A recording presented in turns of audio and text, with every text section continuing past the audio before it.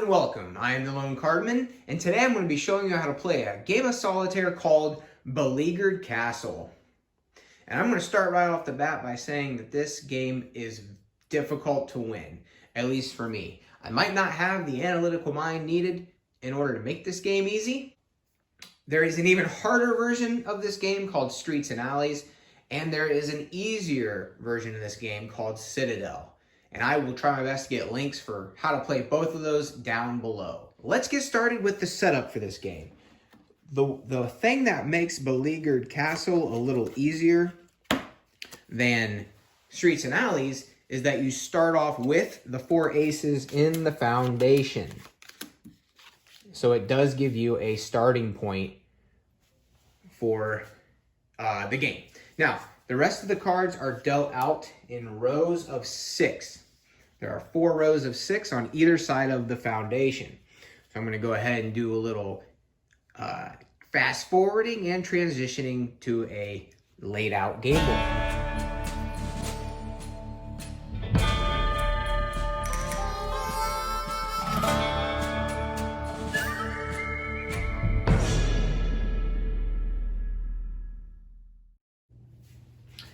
Now that the board is set up, you can begin play.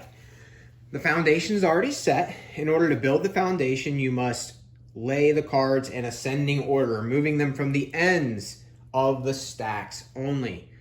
Only one card at a time may be moved from the stacks to another stack. So what you're hoping for when you deal is for there to be some 2s on the outside of the stacks.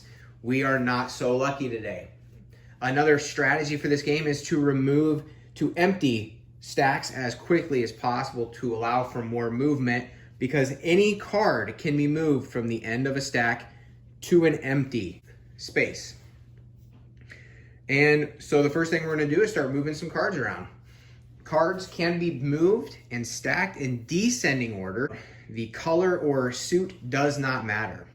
So the only real moves I have thus far is I can move, well, let's think here. I can move the queen down to the king, and then I can move this jack over to this 10, or to that queen, and then I can move the 10 over to the jack as well, leaving me with a 5. I do have some 4s I can choose from. I'm going to go ahead and move this 4 over here, which allows me to move the 3 over here as well. I have a 2 of hearts exposed, so I can move that to the foundation pile. To make this game a little easier, you can move cards from the foundation pile to the stack if it helps you to make the game a little more difficult. Once the cards are moved to the foundation, they must stay there. All right, I'm seeing a few more moves here, so I'm going to go ahead and move this 5 down here. And then I can bring this 4 over here. And I can keep playing. Jack 10, 9. We're going to go ahead. I think I'm going to move this 8, 9, 8, 7.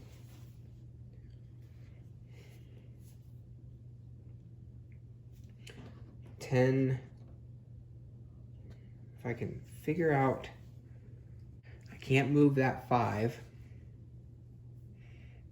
I don't have any other 2s exposed. And see, this is about where the game comes to a halt for me. I have been able to do a lot more movement during this game than I typically could. And that is what makes the game so challenging. At this point, I am out of moves. Well, that's a look at Beleaguered Castle. One of the downsides to this game is it does take a little bit of time to deal out all the stacks. And to me, I haven't been able to get into this game super far to make it worth it. Like I said, there is a harder version of this called Streets and Alleys, and an easier version called Citadel that I think I enjoy a lot more.